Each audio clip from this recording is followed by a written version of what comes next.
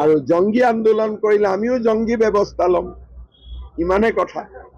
এতিয়ালৈকে শান্তিপূৰ্ণ আন্দোলন কৰি আছে, আমি শান্তিপূৰ্ণ ব্যৱস্থা লৈছো। তেওঁলোকে জঙ্গী কৰিলে আমিও জঙ্গী কৰিম। চক 90% মানুহে সহযোগিতা কৰিছে, কাৰণ সেই অঞ্চলটোত এই উচ্ছেদৰ পিছত তাত যদি আমি উদ্যোগীকৰণ কৰিব পাৰোঁ, সমগ্ৰ বিলাচীপাৰা চাপৰ অঞ্চলৰ ৰাইজ উপকৃত হ'ব। 90% ৰাইজে সেইকাৰণে নিজে আঁতৰি গৈছে।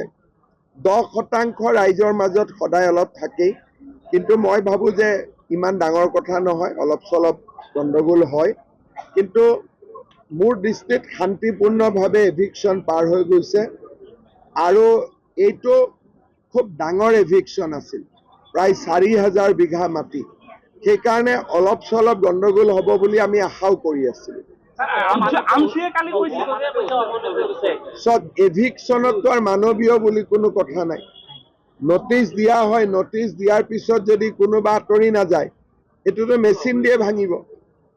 গতিকে তাত আৰু মানৱীয় উচ্ছেদৰ ডেফিনেশ্যনটো কি আছে? আৰু জঙ্গী আন্দোলন কৰিলে আমিও জঙ্গী ব্যৱস্থা ল'ম, ইমানে কথা।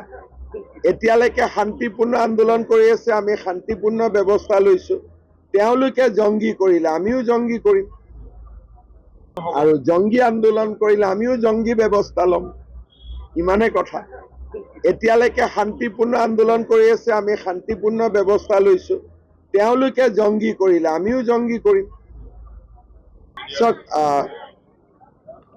90% মানুহে সহযোগিতা কৰিছে, কাৰণ সেই অঞ্চলটোত এই উচ্ছেদৰ পিছত তাত যদি আমি উদ্যোগীকৰণ কৰিব পাৰোঁ, সমগ্ৰ বিলাচীপাৰা চাপৰ অঞ্চলৰ ৰাইজ উপকৃত হ'ব। 90% ৰাইজে সেইকাৰণে নিজে আঁতৰি গৈছে।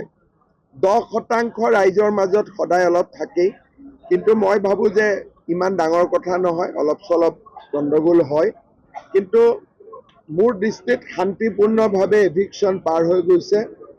আৰু এইটো খুব ডাঙৰ এভিকশ্যন আছিল, প্ৰায় 4000 বিঘা মাটি। সেইকাৰণে অলপ চলপ গণ্ডগোল হ'ব বুলি আমি আশাও কৰি আছিলোঁ। চব এভিকশ্যনততো আৰু মানৱীয় বুলি কোনো কথা নাই।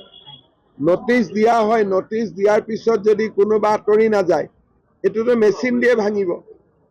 গতিকে তাত আৰু মানৱীয় উচ্ছেদৰ ডেফিনেশ্যনটো কি আছে? আৰু জঙ্গী আন্দোলন কৰিলে আমিও জঙ্গী ব্যৱস্থা ল'ম, ইমানে কথা। এতিয়ালৈকে শান্তিপূৰ্ণ আন্দোলন কৰি আছে, আমি শান্তিপূৰ্ণ ব্যৱস্থা লৈছো।